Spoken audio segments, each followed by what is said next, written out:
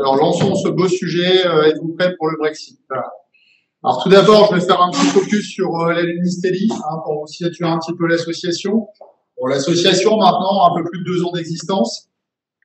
C'est une association donc, qui a vocation d'accompagner tous les anciens de l'Istelli et de l'ETL à l'époque. Pour ceux qui sont un peu plus anciens, on a des anciens un petit peu plus âgés actuellement, puisque la formation a plus de 30 ans, de manière globale. Donc en fait, la vocation de l'association est de regrouper tous les anciens étudiants. On a plus de 10 000 anciens qui ont participé à ces formations au fil de ces 40 années, parce que c'est vrai qu'on a repris les 10 ans supplémentaires de l'ETL par le passé.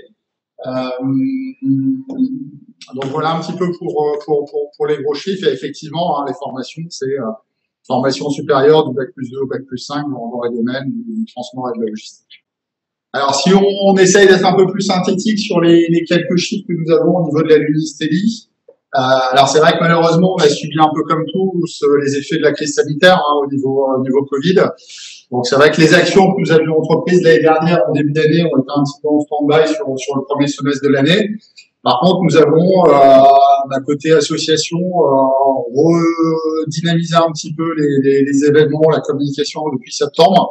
Et c'est vrai que là, on a un très grand engouement d'anciens sur que ce soit la page LinkedIn qu'on a ouverte, qui a maintenant plus de 500 inscrits et qui suivent les actualités qu'on met chaque semaine. Le site internet, qui est quand même un site assez performant pour lequel on va rajouter également beaucoup plus de contenu. Et surtout une approche d'expert qui répondra soit à travers les webinaires qu'on organise ou à travers d'autres ateliers à la capacité de répondre à des questions techniques dont vous avez besoin en tant qu'ancien ou expert métier. Donc en gros, si on parle de l'asso, c'est 3500 anciens qui sont inscrits sur les 10 000. Vous voyez que l'association maintenant est active et voilà, on a un vrai besoin au niveau des anciens de communiquer, de créer du réseau et d'aller chercher de l'information et d'échanger. Après, côté Istelli, c'est 18 écoles, un peu plus de 1000 entreprises partenaires, ça vous le savez. Ce qui est important, c'est qu'on a 5 antennes actives maintenant au niveau national, au niveau de l'Istelli. Donc on a Marseille, on a Lyon, on a Paris, on a Monchy, on a Lille, pour les 5 principales. Et on a un point de déploiement aussi pour l'année sur Bordeaux et Toulouse. Oui, n'hésitez pas si vous avez des questions, notamment sur la partie Brexit, qui sera la partie la plus intéressante et complète de l'intervention d'aujourd'hui. Vous pouvez effectivement poser des questions, comme je vous le disais, et on prendra les questions au fil de l'eau. Bon, voilà sur ma partie Lunistelli. Donc, n'hésitez pas si vous avez des questions à poser en spécifique sur l'association. C'est pas le but de la journée et du séminaire et du webinaire. Par contre, voilà, pour ceux qui sont anciens, qui veulent adhérer et qui n'ont pas encore ouvert leur compte sur la Lune, n'hésitez pas. Et puis, on peut viser sur plein d'autres sujets. Je vais laisser la main à Mickaël. Merci beaucoup, Guillaume. Bonsoir à toutes et à tous. Je suis ravi de vous parler de ce sujet éminemment d'actualité qui est le Brexit. Je voudrais remercier Régis et Guillaume de m'avoir convié à ce premier événement, ce premier webinaire. Donc, je suis très heureux d'essuyer les plâtres pour présenter cette belle matière qu'est la TVA. Alors, je vais essayer de la rendre la plus compréhensible possible. En fait, je vais tenter de vous présenter le Brexit sous un angle un peu différent de celui dont on parle beaucoup, qui est l'angle douanier. Beaucoup de webinaires ont été donnés par la douane elle-même, d'ailleurs, très très bien réussi, qui explique de manière assez claire aux opérateurs comment les choses sont censées se passer à partir du 1er janvier de l'année prochaine, avec le rétablissement des barrières douanières. Mais moi, je vais tenter de vous parler de ce Brexit d'un point de vue de la TVA, d'un point de vue de la fiscalité indirecte, qui est un des grands sujets du Brexit également, et dont on parle, à mon avis, pas suffisamment, et qui risque, si les choses ne sont pas suffisamment bien préparées par les entreprises, de leur poser beaucoup de difficultés, dans un sens comme dans l'autre, puisque bien évidemment, le Brexit, c'est vrai, côté européen vers l'Angleterre, vers le Royaume-Uni, mais c'était vrai également pour nos amis britanniques qui ont des biens à exporter vers le territoire communautaire. Donc voilà ma mission de ce jour. Alors, on va faire un petit rappel. qui consiste à vous expliquer comment les choses se passent actuellement et comment elles se passeront après le Brexit. Donc, avant le Brexit, donc aujourd'hui, les entreprises britanniques utilisent des règles de TVA harmonisées lorsqu'elles achètent ou lorsqu'elles vendent des biens en Europe.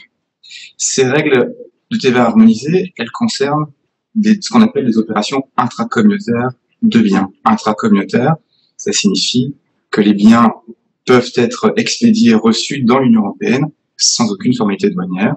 Il y a des formalités à accomplir en matière de TVA, en matière de DEB, déclaration d'échange de biens, et cette réglementation, bien qu'elle soit très compliquée et rendue encore un peu plus compliquée d'ailleurs depuis le 1er janvier avec l'avènement de ce qu'on appelle les quick fixes, qui est une réglementation nouvelle applicable au 1er janvier et qui vient complexifier un peu plus cette réglementation. Elle a beau être complexe, elle a le mérite d'être harmonisée. Et malheureusement, après le Brexit, eh bien, ces règles harmonisées vont trouver leur fin puisque les opérateurs vont se retrouver comme ils étaient en 1993 avec le rétablissement des barrières douanières et donc le rétablissement des formalités à l'exportation et à l'importation. Donc voilà évidemment une très grande différence, c'est que les opérateurs vont être soumis à des opérations en douane des deux côtés de la frontière. Alors, avant le Brexit, pas de TVA à l'importation pour les flux de marchandises entre le Royaume-Uni et n'importe quel État membre de l'Union européenne. Alors la TVA à l'importation, c'est un sujet important puisque chaque opérateur qui importe des produits en France ou dans l'Union européenne en provenance de pays non européens est soumis à la TVA à l'importation. Cette TVA est payée dans le pays d'importation, elle est payée à la douane qui la collecte et ainsi que les droits de douane. Bien évidemment, aujourd'hui, les entreprises communautaires qui commercent avec le Royaume-Uni ne sont pas soumis à la TVA à l'importation. Après le 1er janvier, cette TVA est rétablie et elle viendra frapper l'ensemble des produits qui vont être importés au Royaume-Uni en provenance de l'Union européenne ou d'autres pays d'ailleurs, mais ici on va se focaliser sur l'Union européenne, et ils vont également être soumis à cette TVA à l'importation en Europe, en France, lorsque les produits vont être importés en provenance du Royaume-Uni. En matière d'identification à la TVA, il y avait relativement peu de cas où des entreprises françaises ou européennes devaient s'identifier à la TVA au Royaume-Uni, et inversement.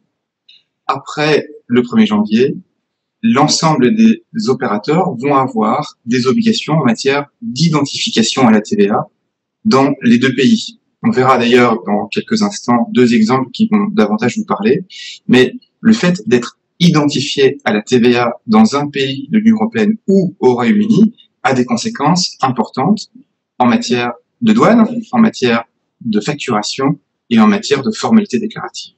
C'est ce qu'on va voir un peu plus tard.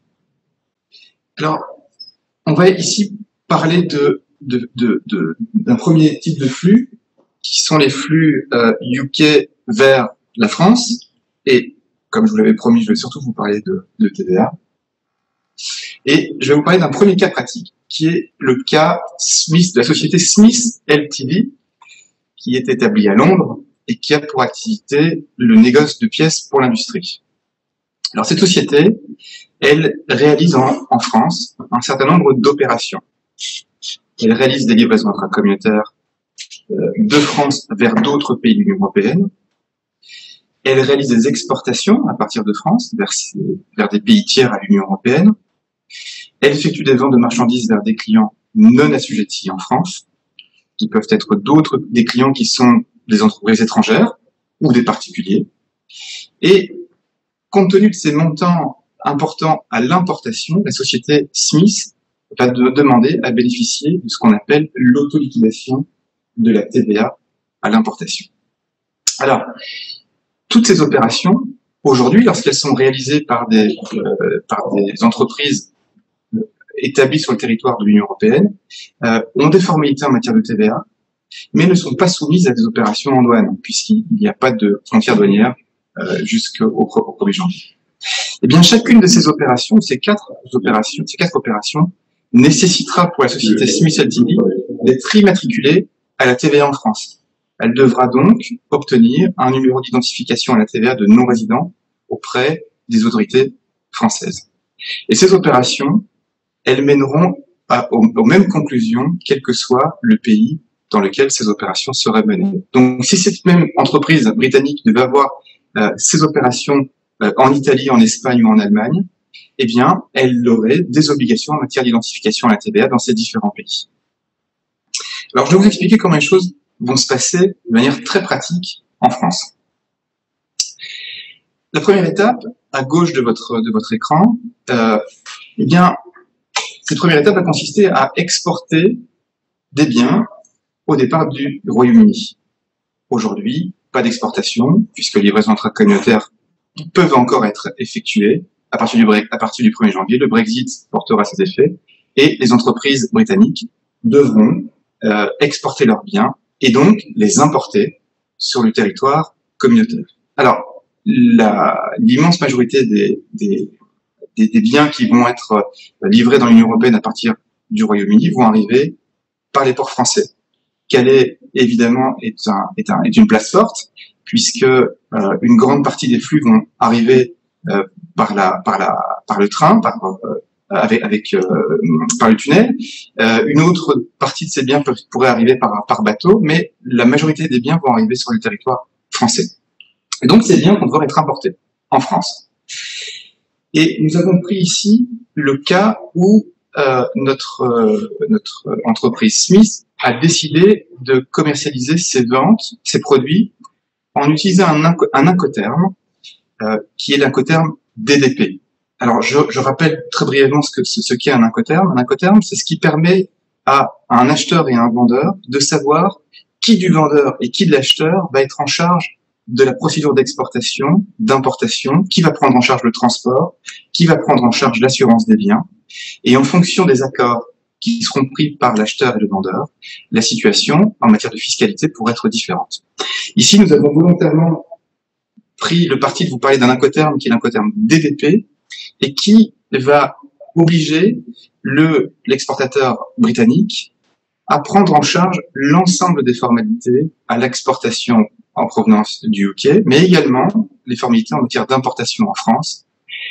On a pris volontairement cet exemple parce qu'aujourd'hui, les clients français et les clients européens demandent dans leur grande majorité à leurs fournisseurs britanniques de leur livrer leurs produits DDP. Pour une raison très simple, c'est que les acheteurs français considèrent qu'ils n'ont pas à prendre en charge les formalités douanières à l'importation pour des produits qui jusqu'à présent n'étaient pas frappés de droits de douane. Et donc ils laissent à leurs fournisseurs britanniques le soin de prendre en charge l'ensemble de ces formalités. Je peux vous dire que de l'autre côté de la frontière, le flux inverse est exactement le même. C'est-à-dire que les attentes des clients britanniques sont exactement les mêmes en termes d'incoterm vis-à-vis de leurs fournisseurs européens. Ce qui obligera les fournisseurs européens à prendre exactement les mêmes mesures côté britannique. Et on passera en revue cet exemple juste après. Donc, le première étape consiste à exporter ces biens au départ du Royaume-Uni. Notre entreprise Smith va les importer en son nom en France et il pourrait bénéficier de ce qu'on appelle l'autoliquidation de la TVA à l'importation, qui lui permettrait de ne pas décaisser cette TVA à l'importation qui normalement est due sur ces importations. Alors c'est un mécanisme qui est octroyé par la douane française et qui présente un avantage très intéressant évidemment pour l'importateur, c'est qu'il n'a pas à décaisser la TVA à l'importation puisqu'il la déclare et qu'il la déduit sur une même déclaration de TVA. Ces produits ensuite vont être stockés en France dans un entrepôt et ils vont être vendus selon plusieurs canaux. Le premier de ces canaux va être les clients non assujettis en France et ces biens vont être frappés de TVA, ce qui signifie que notre entreprise britannique va devoir facturer la TVA à ses clients non assujettis. Qui dit facturation de TVA dit identification obligatoire à la TVA en France. Qui dit obligation d'immatriculation à la TVA dit formalité et dépôt de déclaration. Et là, on commence à entrer dans des difficultés pour l'entreprise britannique qui ne s'attendait pas, en tout cas la plupart d'entre elles ne s'attendaient pas à avoir besoin d'identifiants à la TVA et de devoir reporter les déclarations. Un autre canal de cette entreprise suisse, britannique, pardon, consiste à vendre des produits à des entreprises françaises. Et là, on se retrouve sur une autre subtilité, en tout cas vue du côté britannique, qui est ce qu'on appelle l'article 283-1 du Code général des impôts. Alors, je ne vais pas vous abreuver d'articles du Code général des impôts, mais celui-là est important, parce que le fait que notre entreprise britannique ne soit pas établie sur le territoire français, puisqu'il s'agit d'une entreprise britannique, elle devra exonérer ses factures de TVA auprès de ses clients français assujettis à la TVA. Donc, chaque produit qui sera vendu à une entreprise française devrait être exonéré de TVA française. Et donc, vous voyez que ces exemples ne sont pas pris au hasard, puisque dans le premier cas où mon entreprise britannique facture un client non assujetti à la TVA, il va devoir facturer la TVA française. Dans le cas où cette entreprise facturera des entreprises françaises, elle devra exonérer sa facture de TVA. Deuxième complication pour la société britannique. Troisième canal de distribution, des ventes en Union européenne. Puisque cette entreprise britannique a des clients dans l'Union européenne, elle réalisera ce qu'on appelle des livraisons intracommunautaires de marchandises, non plus au départ du Royaume-Uni, mais cette fois-ci au départ de France. Elle respectera le même formalisme qu'elle respecte aujourd'hui au départ du Royaume-Uni, mais ce sera au départ de France. Et ce sera donc reporté au départ d'un numéro de TVA français, avec le dépôt de déclaration d'échange de biens au départ de France, et des factures qui seront exonérées de TVA pour une troisième raison.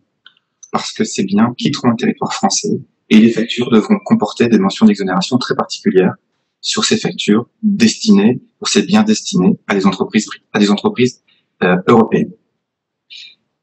Quatrième cas de figure, et c'est le dernier, c'est le cas où notre entreprise britannique, au départ de ce stock, décidait d'exporter des produits vers des pays hors Union européenne. Imaginons qu'elle décide d'exporter des produits vers les États-Unis. Elle aurait pour obligation d'émettre des factures sans TVA, pour une quatrième raison, parce qu'il s'agit d'exportation, et les factures devraient comporter des mentions différentes, une mention toute particulière à celle de l'exportation. Alors ce schéma peut paraître un peu technique, il l'est, mais ce que je voulais vous expliquer, c'est que nos nouveaux clients britanniques sont pour la plupart d'entre eux confrontés à ce problème, qu'ils n'avaient absolument pas anticipé, qui sont ces questions d'ordre purement fiscal, d'ordre purement TVA. Ils ont anticipé, pour la plupart d'entre eux, les questions douanières, ils ont désigné des transitaires en douane, ils ont désigné des transporteurs, ils savent ce que c'est que la Smart Border qui sera en application au 1er janvier, ils savent ce qu'est qu'un T1, qu'un transfert, qu'un transit, pardon, mais la question de fiscalité n'est absolument pas anticipée. J'en viens au terme de ce premier exemple. Je crois qu'on fait une petite pause pour les questions. Comme ça permet de voir.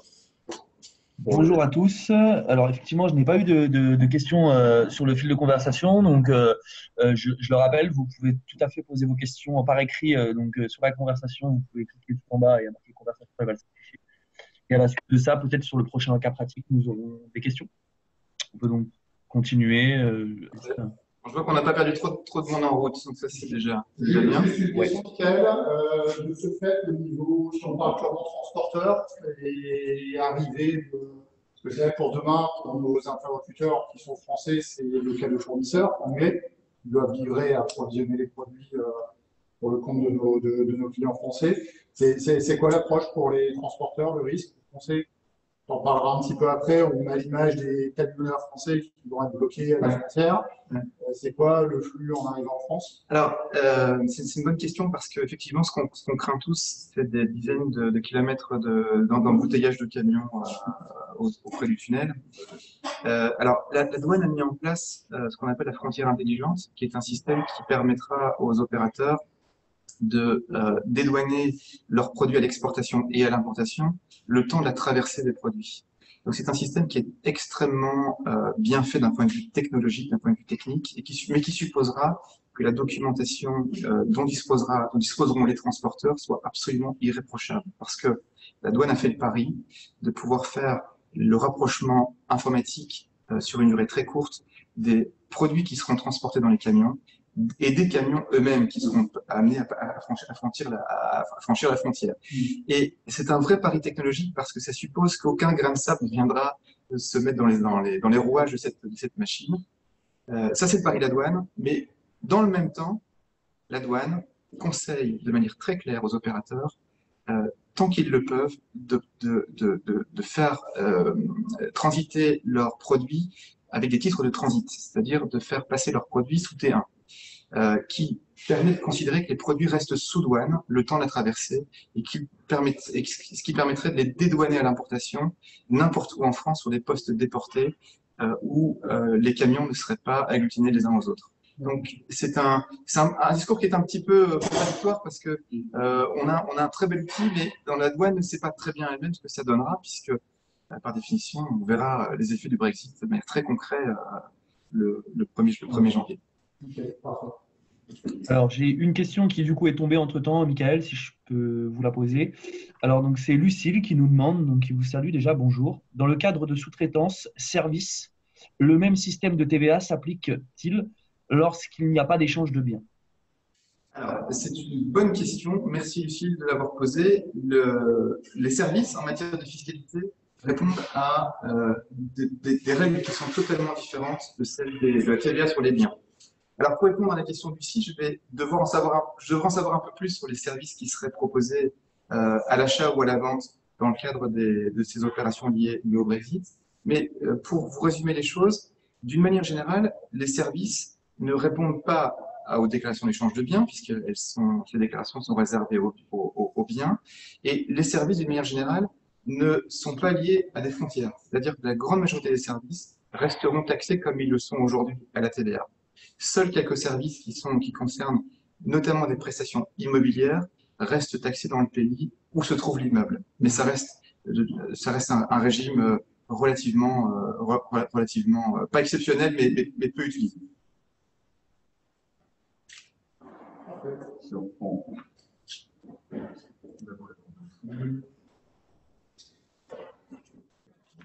Alors, donc on a un éclaircissement de la question de Lucille qui nous dit, alors, mon entreprise fait sous-traiter une opération dite de traitement thermique sur des pièces automobiles par une entreprise britannique. Les pièces sont envoyées depuis la France pour être sous-traitées en Angleterre, puis livrées en Allemagne. Alors ça, c'est un cas typique. C'est un cas typique. Alors, ce qui va se passer, c'est qu'on va d'abord considérer le mouvement des produits qui vont se retrouver sur un territoire non communautaire. Et donc, d'un point de vue purement douanier, les biens vont devoir être transportés de France au Royaume-Uni, d'après ce que j'ai compris, pour y subir ce qu'on appelle une opération de façonnage, qui va consister à traiter cette machine pour ensuite, j'imagine, la faire revenir en France. Alors, d'un point de vue purement du service lui-même, le service, il va être localisé. Juste pour qu'on voit, c'est plus interactif comme ça, voilà. Il va être localisé physiquement en Angleterre, et là, le traitement du service il va être relativement simple à qualifier. Par contre, ce qui va être plus difficile, c'est le mouvement du bien en lui-même, parce que si les biens sont pris en charge par un transporteur français pour être amenés au Royaume-Uni, sans qu'il y ait de précautions particulières en matière de douane, les produits vont être mis, ce qu'on appelle à la consommation au Royaume-Uni, et donc ils vont être frappés des droits de douane applicables au Royaume-Uni, qu'on ne connaît pas d'ailleurs avec précision aujourd'hui, mais également la TVA à l'importation. Or, c'est pas le but recherché, puisque les produits vont être, d'après ce que j'ai compris, réexportés ou réimportés en France par la suite. Donc, ce que je peux conseiller à Lucie, c'est de faire en sorte que ces produits puissent bénéficier de ce qu'on appelle d'un régime d'admission temporaire au Royaume-Uni, pour éviter justement que ces produits ne soient frappés des droits de douane de TVA à l'importation, parce que ce régime est fait précisément pour que les produits puissent être traités en ayant une période de 24 mois et être réexportés en Europe comme s'ils étaient restés en Europe. Ça, c'est la première solution. Deuxième solution, ça peut être une solution de perfectionnement actif. Et là, c'est un régime qui est un peu plus particulier, mais qui pourrait également se trouver intéressant pour traiter de ce problème. Bon, sur ce point précis, Lucille, n'hésitez pas à nous envoyer, vous aurez nos coordonnées à la fin, hein, si vous souhaitez qu'on réponde de manière très précise à ce cas. De rien. Ouais. Hop. Bon, ce qu'on vous propose là, c'est de passer à la suite où effectivement on va donner un deuxième cas concret. Et l'inverse, je pense, c'est du flux français vers. On est encore dans le même sens, mais ça. Ah, Il est plus simple. Voilà. Celui-là. Alors, Ouais, c'est ça. C'est bon. c'est ça. Voilà, très bien. Alors après Smith, vous voyez qu'on on a été très inspiré. Je vais vous parler de la société Clark, qui elle aussi est établie au Royaume-Uni, mais qui elle réalise exclusivement des opérations en France. Et ces opérations consistent en des importations de produits en France qui sont revendus exclusivement à des sociétés françaises. Elle achètera également des produits en France et elle les revendra à des clients assujettis à la TVA française. Alors j'insiste beaucoup sur le fait qu'on n'a pas d'opération intracommunautaire à partir de la France, que des ventes en France, que des achats en France. Pourquoi? Parce que le traitement il est différent. Voilà le schéma. Alors, côté départ du Royaume-Uni, pas de grand changement. L'exportateur réalisera une exportation. La société Clark réalisera une importation. Elle désignera un transitaire en douane qui effectuera les formalités déclaratives. Et la différence avec mon schéma de tout à l'heure, c'est que on n'a pas d'opération intracommunautaire. Et donc, on n'a pas d'opération qui nécessite une identification à la TVA, puisque vous savez maintenant que les ventes réalisées auprès de sociétés assujetties doivent être facturées sans TVA. Et donc, cette société Clark, elle va devoir supporter la TVA à l'importation et elle ne pourra pas bénéficier de ce qu'on appelle l'autoliquidation à la TVA à l'importation, en tout cas pas par défaut. Et par défaut, elle devra la payer. Et la payer, ça veut dire payer 20% de la valeur en douane qui sera déclarée à l'importation, et c'est la récupérer par un mécanisme qui est un mécanisme un petit peu particulier qui s'appelle la 13e directive, et qui permet de récupérer la TVA à l'importation ou de la TVA sur achat, mais dans des délais qui sont assez longs. Les demandes sont faites de manière trimestrielle, et au mieux, les remboursements se font dans les 3 à 6 mois qui suivent la demande.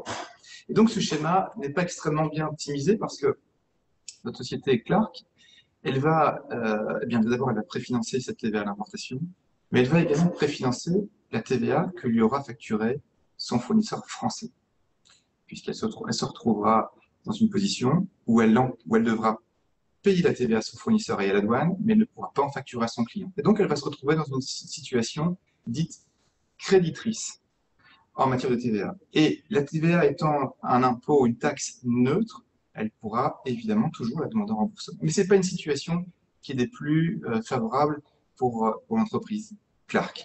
Elle pourrait toujours demander à la douane l'autorisation de l'autoliquidation de la TVA à l'importation, ce qui lui permettrait d'éviter ce préfinancement. Mais ça l'obligerait alors à avoir un numéro de TVA et donc à déposer des déclarations de TVA de manière mensuelle, puisque le régime en France par défaut est mensuel.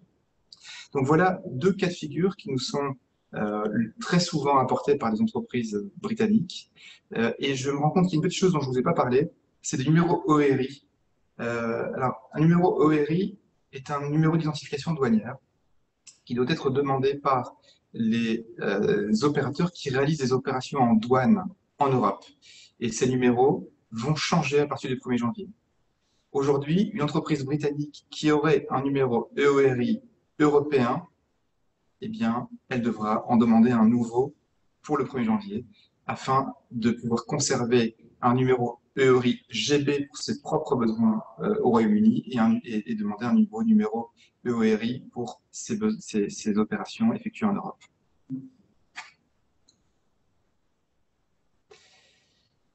Donc, le résultat en fait de ce schéma, c'est que notre société aura pas beaucoup d'autres possibilités que de demander le remboursement de cette TVA via ce qu'on appelle cette 13e directive, qui est un bureau à Noisy-le-Grand qui instruit ces demandes de remboursement de TVA, et elle devra désigner un représentant fiscal accrédité pour déposer ces demandes de remboursement.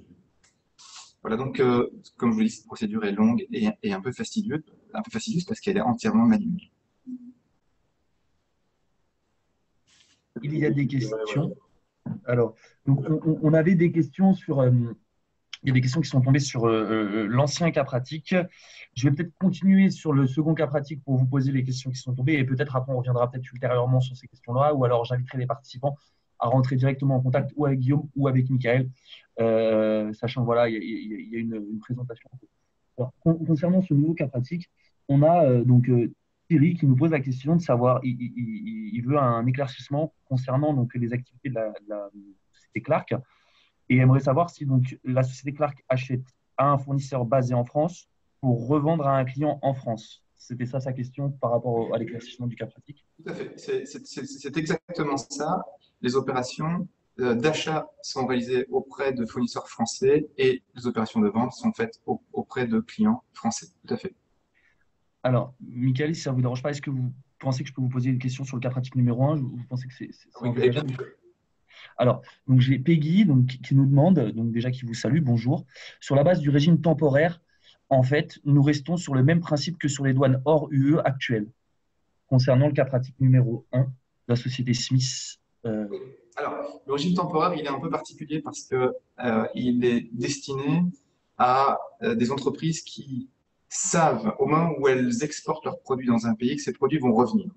C'est le cas, par exemple, des plateaux de cinéma. Les équipes de cinéma, lorsqu'elles arrivent des États-Unis, elles demandent à bénéficier de ce régime pour pouvoir installer l'ensemble de leur matériel dans l'Union européenne, puisque ce régime est valable dans toute l'Union européenne, sans avoir à payer de droits de douane ou de TVA à l'importation, parce que ces sociétés savent très bien que cet équipement, il est destiné à retourner aux États-Unis et qu'elle s'engage à démontrer auprès de la douane française que ces produits sont bien retournés aux États-Unis. Donc, il y a des formalités déclaratives à accomplir pour pouvoir notamment apurer des documents qui attestent que les produits qui sont rentrés sur le territoire de l'Union européenne sont bien ressortis du territoire de l'Union européenne. Et ce sera le même mécanisme, en fait, au Royaume-Uni. Donc, c'est un mécanisme qui est très intéressant parce que, d'un point de vue douanier, les produits ne sont pas définitivement importés, en tout cas pas au sens de la TVA. La TVA reste en suspension. Et ça, c'est le grand intérêt de ce mécanisme, c'est qu'aucune TVA est due à condition que les produits ressortent du pays au bout d'une durée de 24 mois. Merci Mickaël pour cette réponse. J'espère que Peggy aura les informations qu'elle souhaitait avoir. Alors, on a une nouvelle question. Donc, malheureusement, je n'ai pas le prénom. C'est RPTL1 Toulouse. J'aime bien cette formulation. Il s'appelle Thierry. Et donc, qui pose la question. Donc, un de mes clients désire envoyer des complets de palettes vides. Et sa question est, doit-il faire une déclaration ou y a-t-il un régime spécial pour les emballages? Je complète la question de Thierry, puisque effectivement les transporteurs sont aussi très inquiets avec ça, parce que beaucoup de gestion d'emballage vide, de palettes ou de support pour des pièces mécaniques ou des choses comme ça. Et on sait qu'il va y avoir aussi théoriquement une gestion particulière. Oui, tout à fait. Bon, Thierry, vous voulez démasquer On peut saluer le beau pull de Thierry aussi. Pardon, je te laisse, Michel. Alors, bon, ici, je vais devoir vous parler de douane parce que les emballages faisaient l'objet de régimes assez particuliers en matière de déclaration d'échange de biens. Évidemment, tout dépend si on parle de l'emballage qui va avec le produit ou si on parle de palettes qui se trouvent sur des camions et qui font l'objet de biens qui sont commercialisés. Évidemment, ce sont des biens qui répondent à des positions douanières particulières. Mais la question, c'est de savoir si on parle vraiment d'emballage ou si on parle de produits qui sont… D'accord, donc qui vont avec le produit. Et la question… C'est du retour d'emballage. Pardon? Et la question est, doit-il faire une déclaration ou y a-t-il un régime spécial pour les emballages? Voilà. Alors, il existe des régimes spéciaux pour les emballages, mais les biens, à partir du moment où ils sont expédiés vers le Royaume-Uni ou lorsqu'ils reviendront vers le Royaume-Uni, devront faire l'objet de formalités déclaratives, bien entendu, parce que ce sont des produits qui ont des positions douanières et qui peuvent présenter un certain nombre de risques. La douane, à quoi elle pense quand elle reçoit un produit? C'est à la sécurisation des flux, c'est au fait que les produits qui rentrent sur son territoire sont bien conformes ou pas. Un emballage, ça peut être une bouteille en PET, en PVC, elle peut contenir un certain nombre de produits. C'est pas ça la question? Ouais, non, mais si on prend uniquement un cas très concret transporteur de palettes vides. En gros, on livre de France vers l'Angleterre un complet avec restitution de palettes vides, avec l'Europe notamment, et que le transporteur revient avec ses palettes vides en France. Est-ce qu'à ce moment-là, il y a un statut spécial ou c'est considéré comme une partie Franchement, cette question, je préférerais y répondre à Thierry de manière consultée. Parce que ce régime, je ne le maîtrise pas. Ça, en fait, c'est une question qui est purement douanière. Voilà, c'est beaucoup moins fiscal. Mais je vous reviendrai, Thierry, par rapport à ça. On a plein d'amis douaniers qui répondront à cette question. Et du coup, entre-temps, j'ai Peggy donc, qui a fait un éclaircissement sur sa question et qui dit, donc, alors je rappelle la première question, Mickaël, comme ça. Donc, la première question était pour bonjour, sur la base du régime temporaire, en fait, nous restons sur le même principe que sur les douanes hors UE actuelles. Et elle éclaire sa question avec mon client souhaite acheter une machine commune entre la filiale Grande-Bretagne et la filiale française et qu'ils utiliseront la machine à tour de rôle. D'où ma question. Merci pour ce joli cas. Alors, on reste aussi sur l'approche temporaire. On reste sur l'approche temporaire, mais de toute façon, vis-à-vis de la douane, il y aura un seul redevable. Alors, quel que soit le propriétaire de la machine, même si c'est ce que j'ai compris, ça pourrait être une copropriété, en matière douanière, on a toujours un redevable. Ce qui fait que la déclaration d'admission temporaire, elle sera toujours effectuée au nom d'une société. La question, c'est de savoir s'il sera plus facile de le faire pour la société française ou pour la société britannique, mais le statut sera associé à une société. Ça reprend le principe qu'on avait vu avec les plateaux de cinéma tout à l'heure. Si la machine repart vers un autre pays, effectivement, on pourra être réutilisé. Bon, là, on pourra utiliser ce statut temporaire. Alors, en espérant que Mickaël a répondu. Est-ce que vous pensez propose de garder les questions, garder les questions complémentaires. Ok. Voilà, n'hésitez pas, on les archivera et effectivement, on reprendra une par une de manière isolée. Là, ce que je vous propose, c'est d'avancer un petit peu dans la présentation, comme on a encore un petit peu de choses à vous présenter. Et puis, on fera une session de questions-réponses. Alors, je vous ai parlé des flux UK-France. Ici, je vais vous parler de l'inverse, donc des flux qui partent de France et qui arriveront vers le UK. La problématique, comme je vous le disais tout à l'heure, elle est exactement la même qu'en Europe. C'est-à-dire que les acheteurs britanniques, alors même qu'ils vont quitter l'Union européenne dans un mois, ils ont la prétention d'imposer à leurs fournisseurs européens de les livrer avec l'Incoterm DDP. Donc, ce qui contraint, de fait, les fournisseurs européens à prendre en charge la douane export à partir de l'Union européenne, le transport vers le Royaume-Uni, les procédures d'importation au Royaume-Uni et la fiscalité au Royaume-Uni. Et cet Incoterm DDP, il est à traiter d'une manière assez similaire qu'en Europe, avec des conséquences fiscales qui sont un petit peu différentes pour ces opérateurs.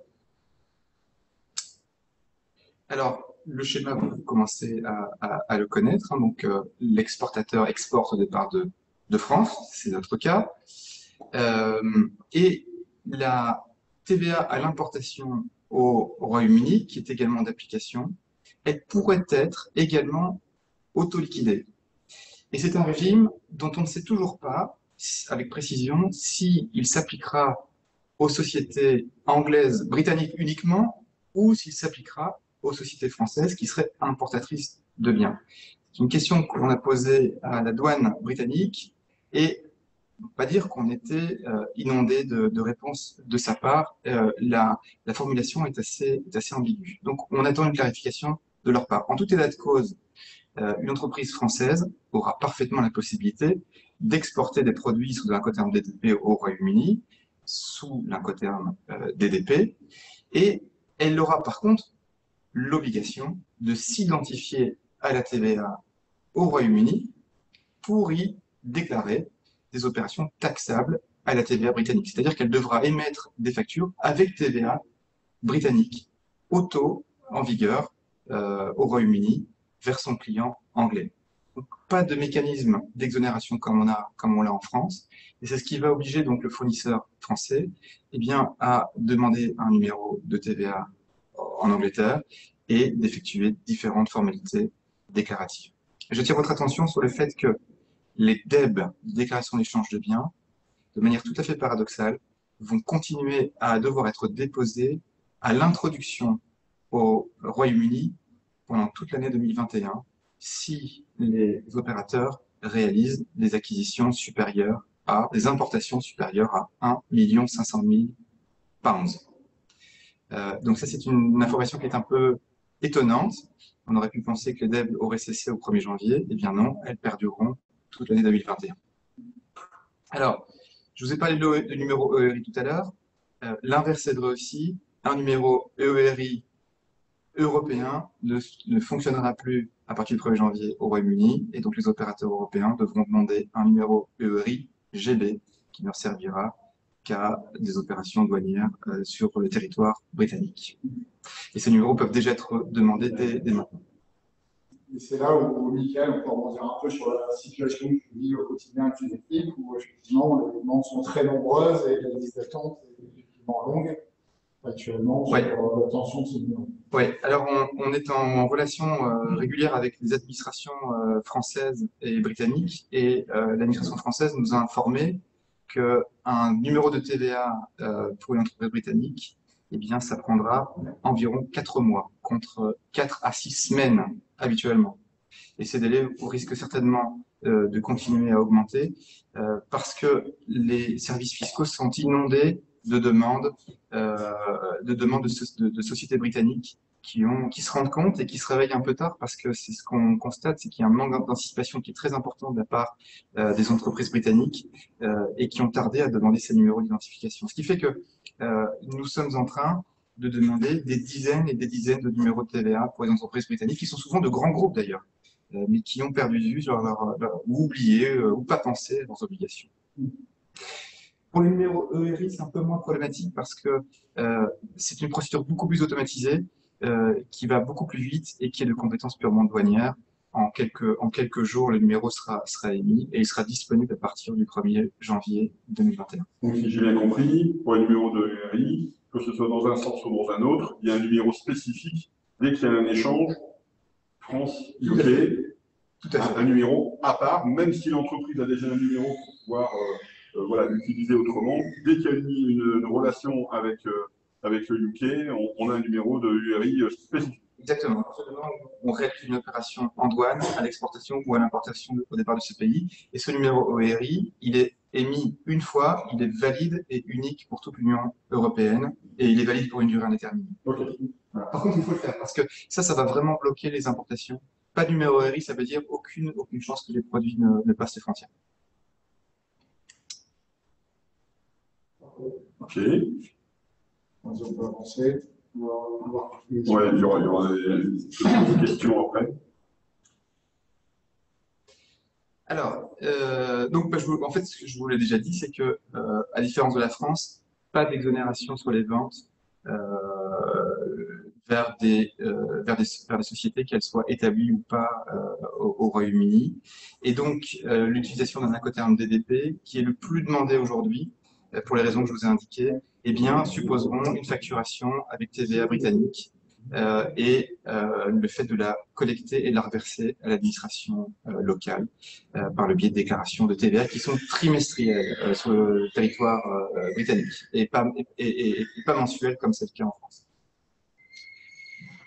On a indiqué en rouge, en gras et en souligné que les entreprises européennes n'auront pas l'obligation de désigner un représentant fiscal responsable au Royaume-Uni. En tout cas, ça n'est pas une exigence du Royaume-Uni à l'instant où je vous parle. Les négociations sont toujours très âpres des deux côtés. Jusqu'à présent, ni la France ni le Royaume-Uni n'ont demandé la désignation d'un représentant fiscal sur leur territoire.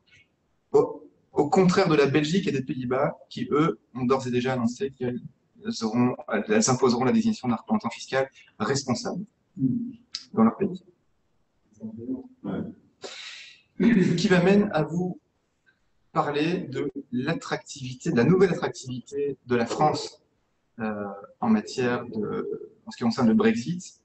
Alors cette attractivité, elle est, à mon humble avis, pas voulue, en tout cas, elle n'a pas été concertée. Mais la France est redevenue un territoire attractif pour 4 raisons. D'abord parce que les coûts de ce qu'on appelle la compliance TVA sont moins élevés. La compliance TVA, c'est le fait de faire appel à un représentant, alors pas un représentant fiscal puisque ça n'est pas nécessaire, mais un mandataire fiscal qui dépose des déclarations, qui obtient un numéro de TVA, qui répond aux administrations, notamment dans le cadre d'un contrôle. C'est moins élevé parce que, précisément, en France, il n'y a pas de représentant fiscal responsable obligatoire.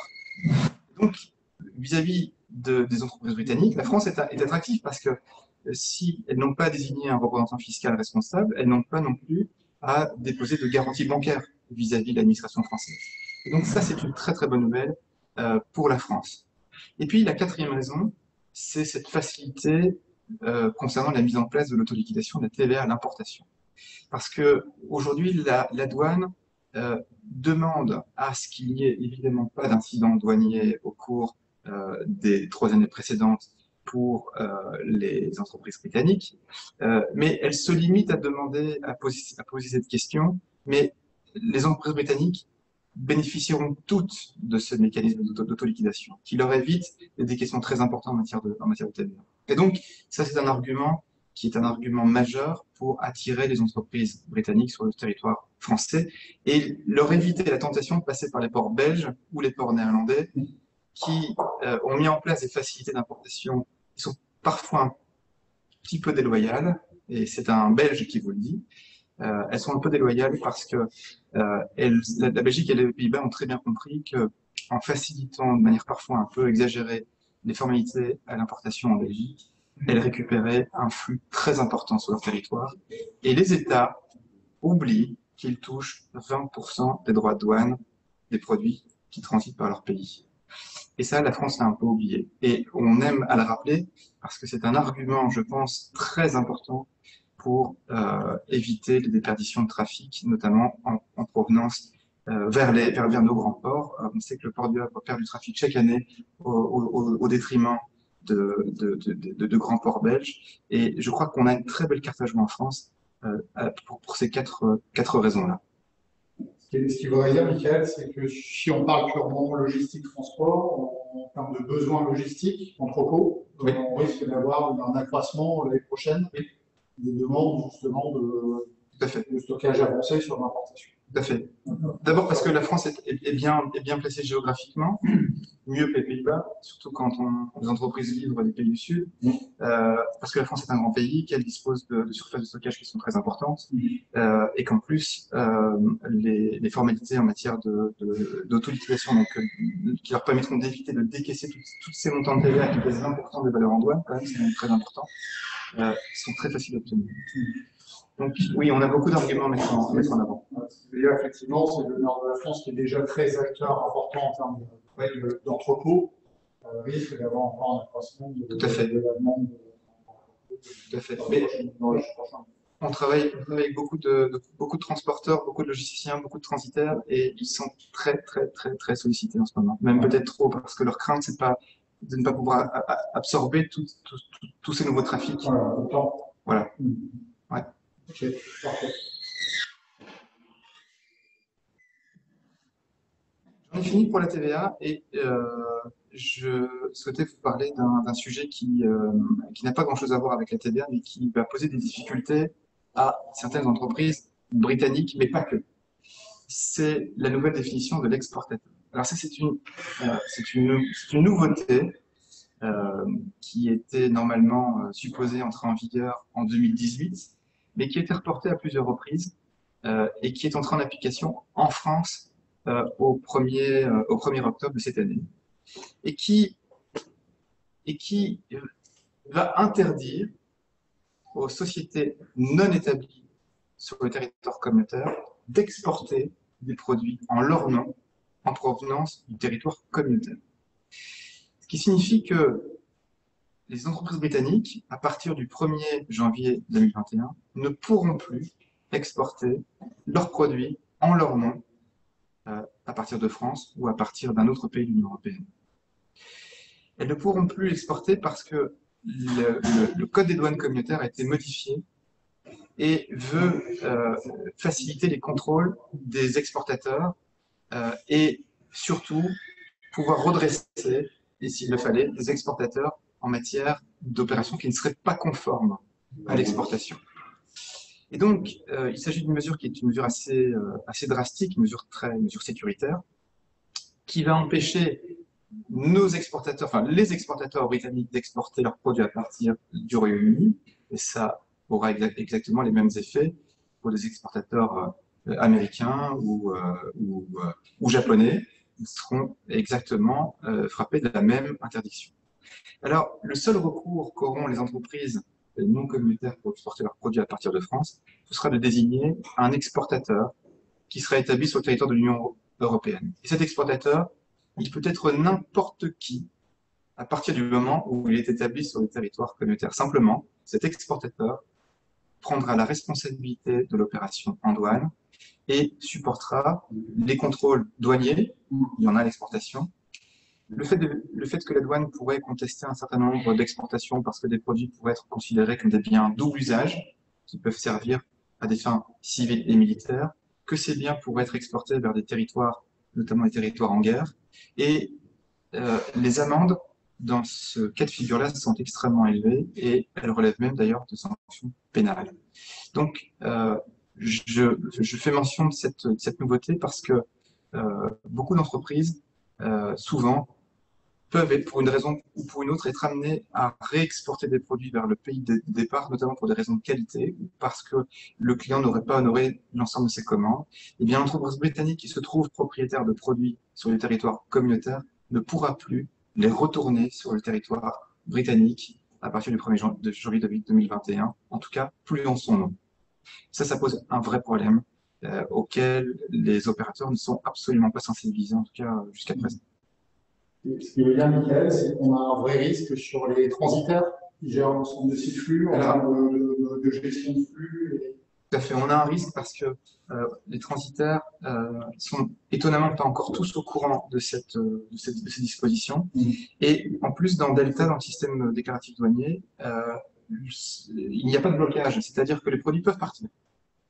Et qui est responsable de ces opérations? Eh bien, dans son premier chef, l'exportateur, et puisque lui ne sera plus contrôlable par l'administration, eh bien les transitaires pourraient faire l'objet de sanctions importantes.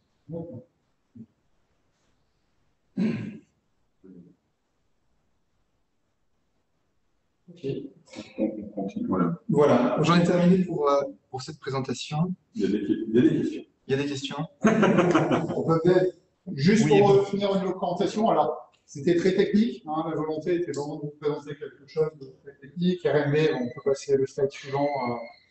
Il y avait toute l'équipe de RCL qui va présenter un petit peu sa société.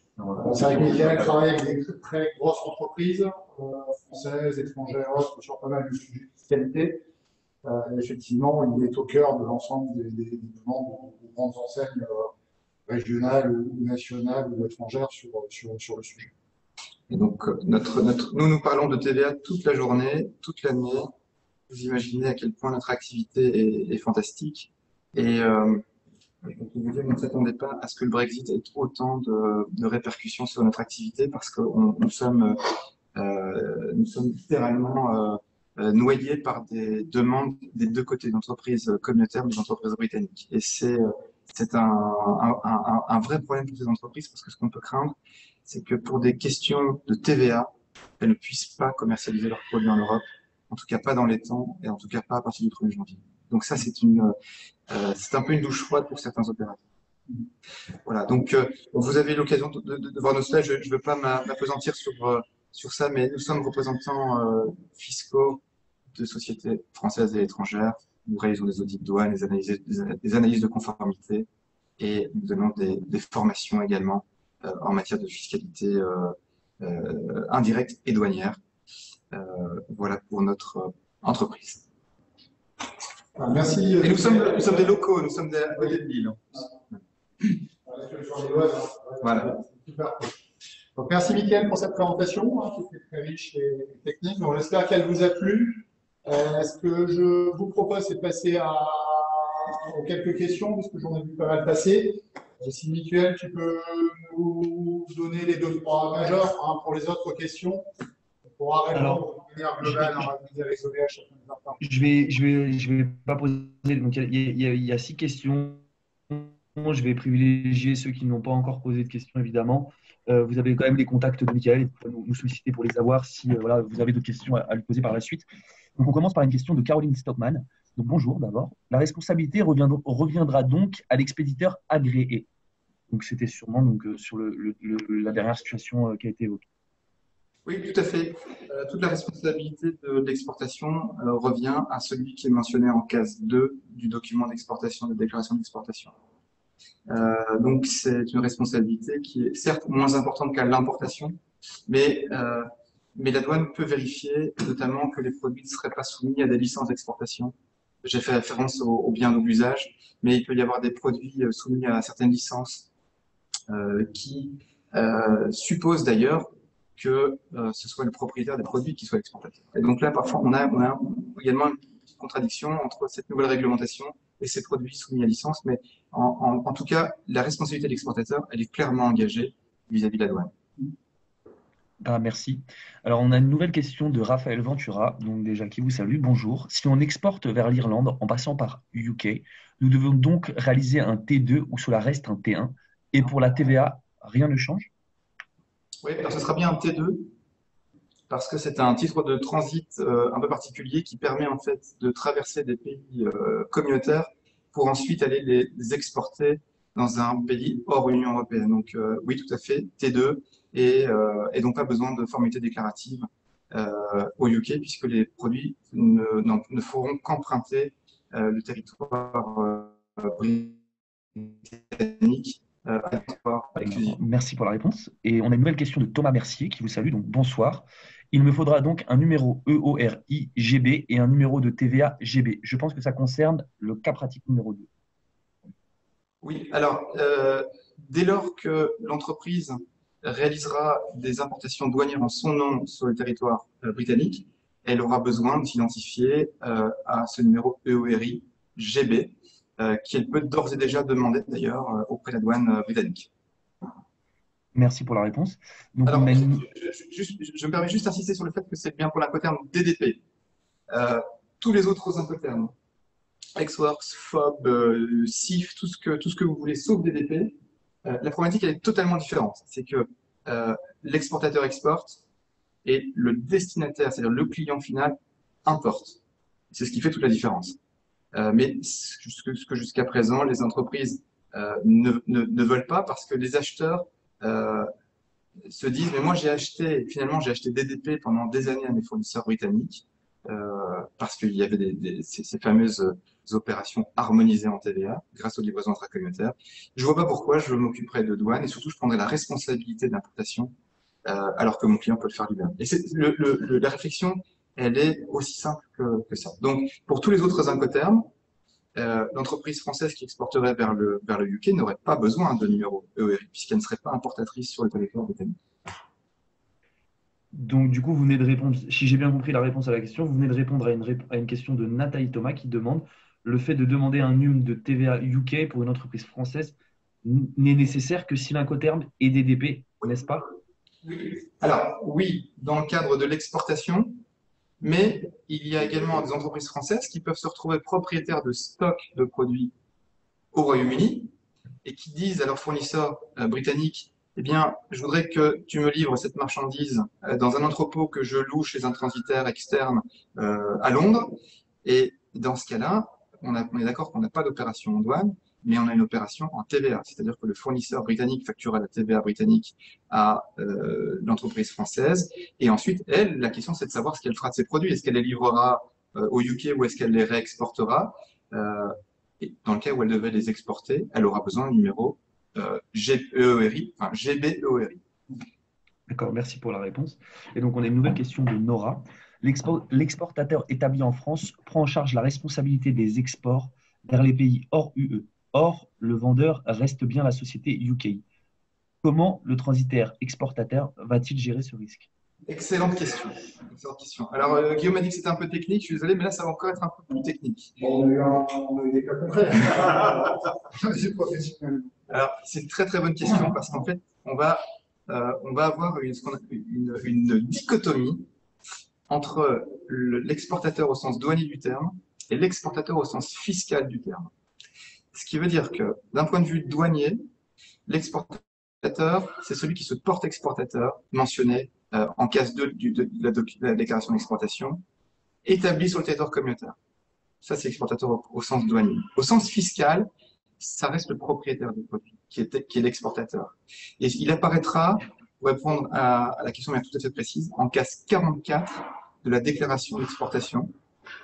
C'est le numéro de TVA français qui lui aura été attribué, qui devra apparaître en case 44. Et c'est ce qui permettra de reporter dans la déclaration de TVA française l'opération d'exportation et l'exonération, et obtenir l'exonération de cette TVA d'exportation. Merci pour cette réponse très précise, du coup. Et j'ai une nouvelle question de Lucille qui demande: Mon entreprise a un numéro EORI, nous devons donc le changer entreprise française. Alors, c'était sans doute une deuxième question, Lucille, qui avait déjà posé une question. Je pense que c'était à la suite de d'autres questions. Ouais, alors ça dépend ce qu'elle en fait de son EORI. Si les opérations de cette entreprise ne concernent que des exportations ou des importations en Europe ou à partir d'Europe, pas besoin de changer de EORI. Par contre, si elle avait des opérations au UK en son nom, à l'exportation ou à l'importation, elle devrait demander un numéro GBEORI. Mais si elle a déjà un numéro EORI et qu'elle ne se contente de faire des opérations à partir de l'Europe, ce numéro restera parfaitement valide. Merci pour la réponse. Donc, j'ai une nouvelle question de Lucille, qui en a une autre derrière. Donc, pour faire un régime temporaire, j'ai entendu dire que les marchandises devaient ressortir par le même bureau de douane par lesquels elles sont entrées. Est-ce vrai? Ce qu'on va essayer de faire pour Lucille, c'est une matrice, je pense. On lui donne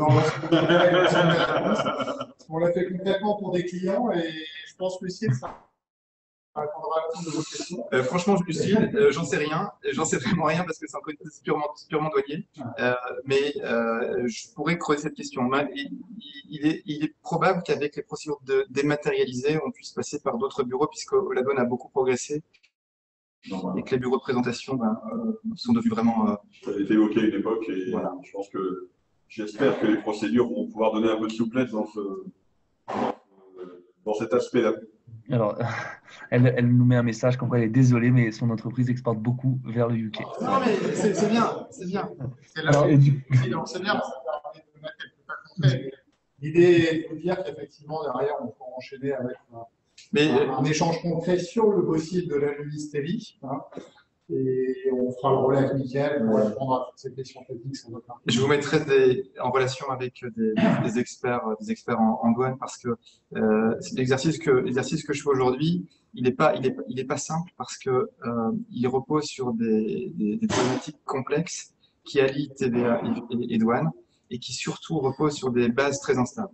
Et il est possible que ce que je vous dis aujourd'hui changera demain parce que les accords sont très très durs. Et que, pour tout vous dire, on a craint, il y a 2 semaines, que les négociations se passaient tellement mal, on a craint que la France ne décide de refuser le remboursement des TVA auprès de sociétés britanniques. Et ça aurait été du jamais vu, c'était leur déclarer la guerre de la TVA, parce que ça, c'est du jamais vu.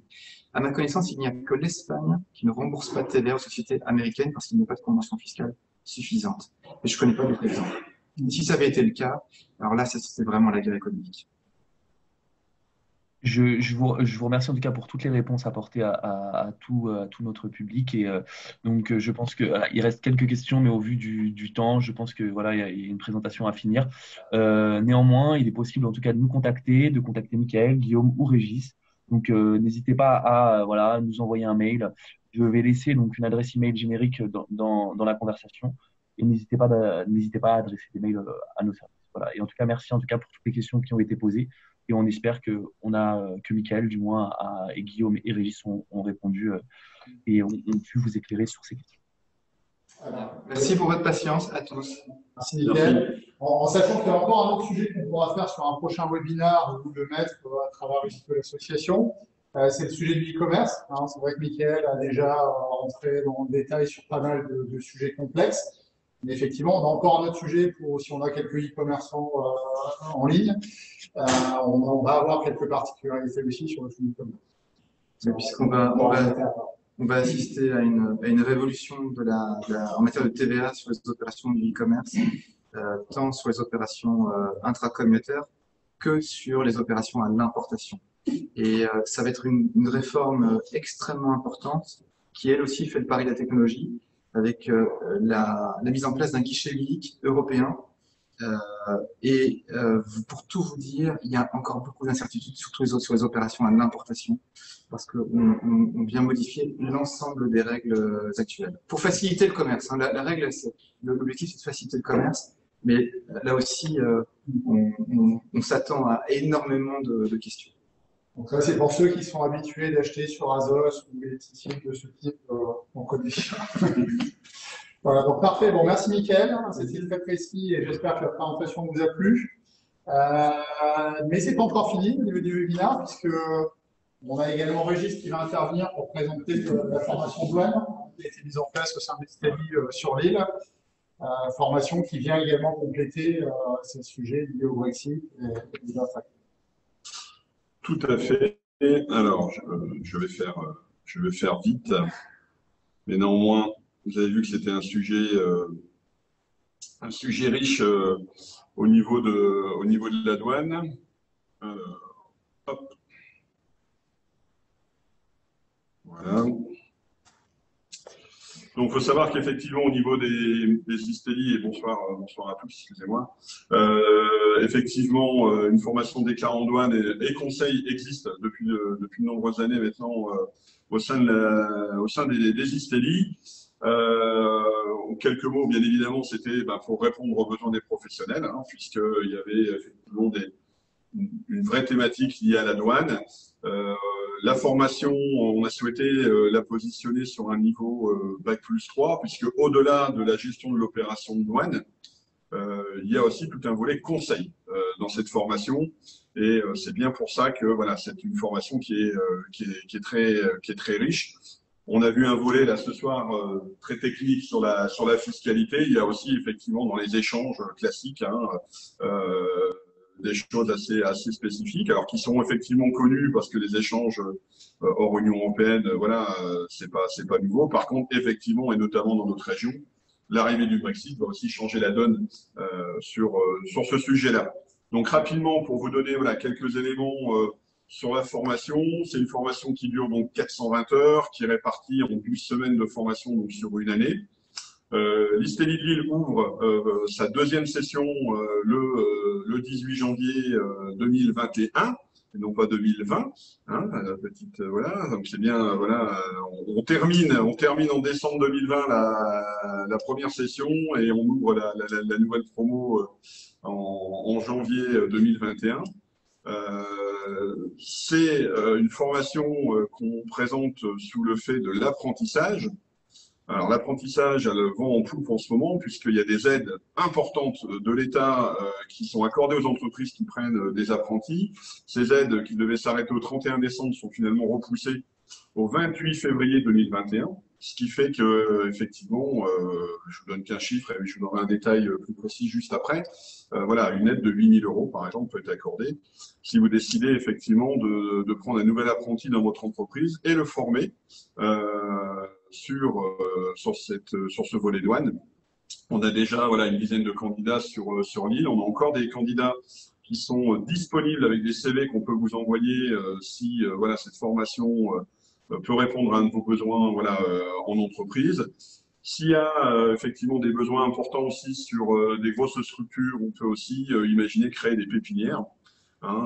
avec une douzaine de candidats au minimum, mais voilà, pour pouvoir aussi voilà, accompagner les entreprises de manière spécifique. Et cette formation-là, pardon, elle est aussi proposée voilà, à des personnes qui continuent un cursus de formation, mais ça peut être aussi une formation qui fonctionne bien pour faire des montées en compétences de collaborateurs. Sur la promo actuelle, sur une dizaine de candidats, nous en avons 4 qui sont déjà, je dirais, en statut salarié. Et c'est leur entreprise qui leur a permis de suivre cette formation pour justement les monter en compétences sur cette problématique douane. Donc voilà, il y a je dirais, deux éléments possibles. Le détail de la formation, on est une des seules, si ce n'est la seule formation reconnue par la douane. Ça, c'est un élément aussi important puisque voilà, on collabore étroitement avec eux sur effectivement des métiers liés à la déclaration, mais également à tout l'accompagnement et tous les conseils qu'on peut aussi avoir. Et Dieu sait qu'il y a du conseil, on va en avoir besoin dans ce changement, notamment sur les liaisons avec l'Angleterre. Donc voilà, ça peut être, je dirais, quelque chose tout à fait d'actualité. Donc Lille fait cette formation DDC, comme je vous l'ai dit, mais également Monchy, Saint-Éloi et Le Havre pour rester dans le secteur Hauts-de-France-Normandie, dont je couvre aujourd'hui les 3 écoles. Et après, comme vous le voyez à l'écran, effectivement, Bordeaux, Marseille, Toulouse, Strasbourg, Nantes, Lyon et Paris. Donc on couvre l'intégralité du territoire avec ces formations déclarant en douane et conseil. Donc n'hésitez pas s'il y a des besoins, on va pouvoir vous réorienter sur le centre qui vous intéresse. Voilà, simulation d'un coût d'alternant, pour être encore plus précis. Si vous êtes une entreprise de 50 collaborateurs et que vous recrutez un jeune apprenti pour suivre cette formation, un apprenti de 20 ans, je vous laisse découvrir les chiffres. Je vais aller directement à celui du bas qui me paraît intéressant. Ça vous coûte aide incluse 380 € annuels, soit 32 € par mois. 380, c'est le prix de l'abonnement à l'officiel des transporteurs sur une année, voilà, pour vous donner un élément de référence. Donc, ça veut dire qu'aujourd'hui, même si c'est un peu le flou, et on peut le comprendre, puisque effectivement le Brexit a été reculé à plusieurs reprises, et effectivement pour les entreprises, on est encore un peu dans le flou. Aujourd'hui, vous avez la possibilité d'avoir un collaborateur qui va être formé sur cette formation-là, sans que ça vous coûte, entre guillemets, beaucoup d'argent, mais pour vous apporter à vous et à vos équipes, voilà, une expertise complémentaire au niveau de cette partie douane, déclaration et conseil. Voilà. Et je suis ravi d'avoir accueilli effectivement les 2 intervenants de ce soir au sein de l'ISTELI de Lille avec les moyens techniques de l'ISTELI de Lille, qu'on a mis à votre disposition, et puis à la disposition de l'ALUMNI effectivement pour voilà, reproduire ce genre d'événement, bien évidemment, avec des sujets qui nous restent à construire. Voilà, merci à tous et je passe la parole à Guillaume pour terminer. Pour la conclusion. Voilà. Parfait. Bon, merci en tout cas pour votre présence. On a passé presque 1h30 sur ce webinaire, donc c'est déjà une bonne petite période. Donc merci d'être resté jusqu'au bout. Donc comme on vous le disait, effectivement, ça reste une première étape et on ne peut pas aborder l'ensemble des sujets à travers cette première approche. Donc le dossier et la vidéo a été enregistrée, elle sera disponible sur le site de la l'ISTELI. Donc pour tous les anciens, effectivement, l'accès sera facile et vous pourrez revoir, si vous le souhaitez, les schémas, les conseils et l'ensemble des points qu'on a abordés. Pour les professionnels, si vous avez des questions spécifiques, effectivement, on a le contact, que ce soit Divine en coordinatrice ou moi-même. Et après, on fera le relais naturellement avec Mickaël s'il y a des questions très spécifiques sur la fiscalité et les besoins d'accompagnement. Donc voilà, un grand merci en tout cas à nos intervenants, Régis de nous avoir accueillis. Donc, même si on se connaît, voilà, c'est un plaisir de revenir physiquement ici. Et Mickaël, toujours les bons mots et une bonne présentation pour vous montrer les plans. Voilà. Bon, je vous souhaite à tous une bonne soirée.